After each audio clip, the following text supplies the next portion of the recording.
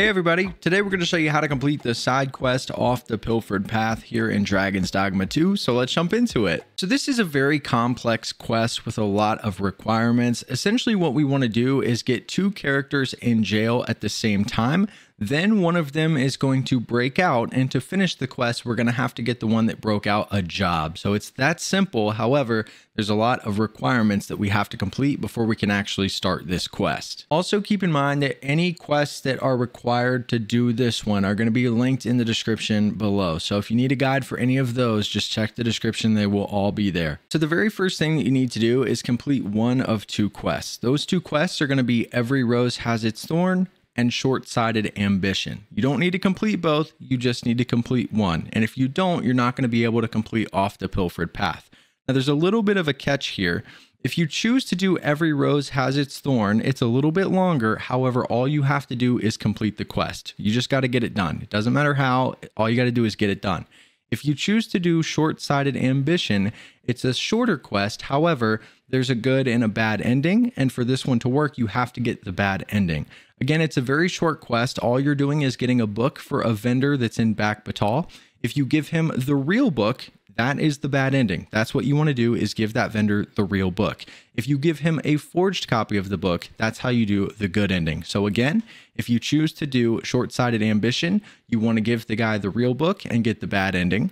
If you choose to do the other one, which is Every Rose Has Its Thorn, you just need to complete it. Again, you need to do one of these or you're not going to be able to complete off the Pilfered Path. The next thing we're going to focus on is getting our two characters in jail. Now, our first character, Hugo, is going to be really easy to get in jail. All we have to do is complete one side quest called Mercy Among Thieves. After you complete that side quest, that will put Hugo in jail. So super simple, just one side quest you need to do. That will get our first character in the jail cell. The next character that we need to get in jail is named Brefft, and he is the more difficult and confusing one to get there. So the first thing that you want to do, there's going to be two quests that you need to complete.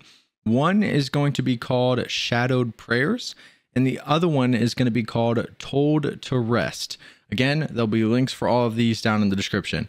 Once you complete both of those quests, you want to travel all the way back to Battleground.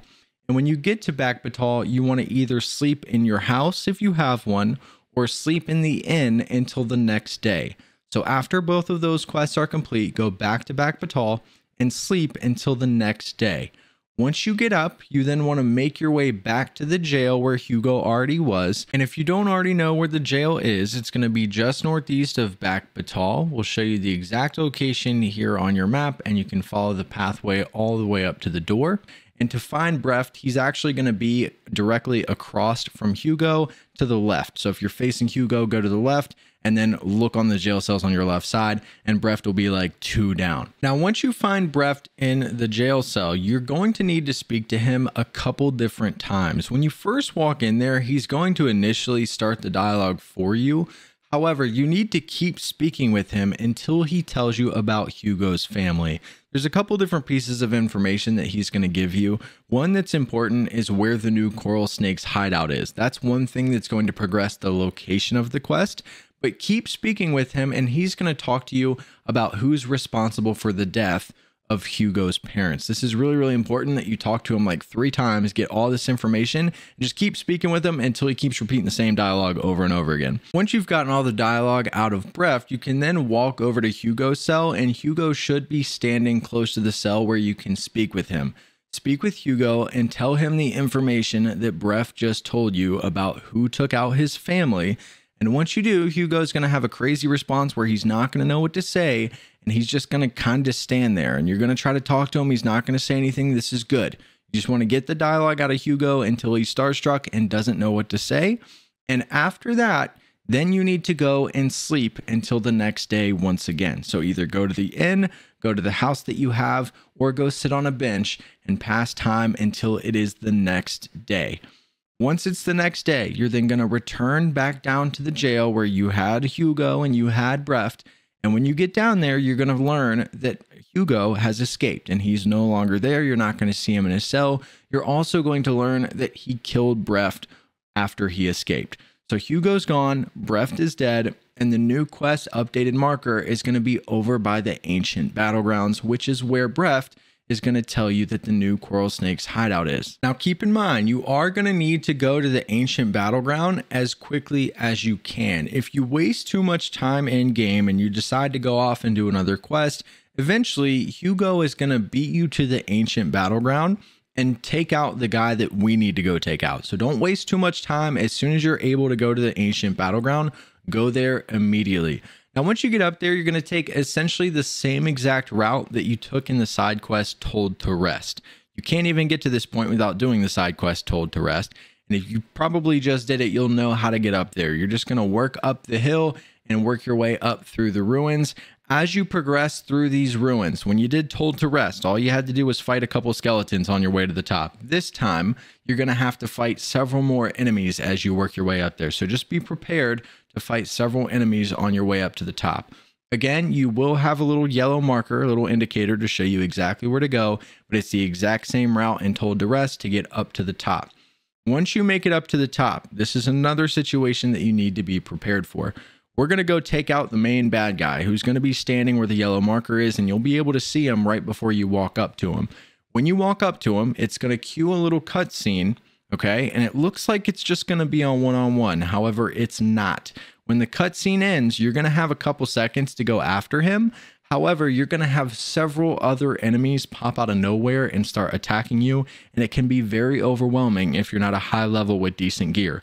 So be prepared for that to happen. There's going to be a lot of guys that come out of nowhere, and there's not really a way that you can take them out before starting the end of this quest.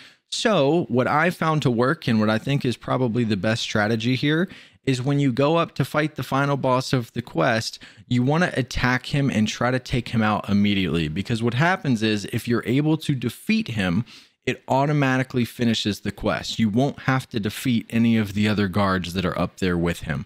So as soon as it starts, as soon as you're able to start the battle with the main boss of this quest, you want to go after him immediately and just go at him full force and try to take him out as quickly as possible. If you don't, you're going to have to fight several other enemies. And if you do get in a situation where they start pushing you back, you can always just try to kind of run in a circle and just only attack our main bad guy here. I forgot his name while I'm watching this video, but you just want to focus on him, because once you're able to defeat him, you don't have to worry about any of the other guys. Now, once you defeat him and he's dead, immediately you're going to have Hugo run up to you. It's going to cue an automatic cutscene where Hugo runs up to you and talks about how he kind of wishes that he could have been the one to do it, because he came all the way out here to get revenge. However, we beat him there and we took out the boss. You're going to get some dialogue with Hugo. Hugo's going to talk to you for a little bit and ask if you think he's a good enough person to get a real job. Now, this is where the beginning of the video comes into play. He's going to ask you if you know of somewhere that he can work. Now, because you did one of the two quests at the beginning of the video, you're going to have options to select. Now, don't panic. If you didn't do that and you decided to put it off, the quest is fine right here. It's not going to be affected by time. So if you haven't completed one of those quests yet and you don't have anywhere for Hugo to work, you can just say never mind. He'll be a little bit pissed off, but he'll just stand there forever. He's not going to move no matter how long you're gone for. So you can just leave him there and you can go do one of the other quests to get him a job. However, just keep in mind, you're not going to be able to complete it unless you go and get him a job, which is one of the first two quests that we talked about in the video. But if you did do one of those two, one of those will be your option, and you just select that and he will go and work there, and you can actually go and visit him. But all you have to do is tell him where to go and work, and once you do, he'll run off and go start, and that will be the end of the quest. But this is how to complete off the Pilfered Path here in Dragon's Dogma 2. Hopefully this video helps some of you guys out. I appreciate you watching, and we'll see you in the next one.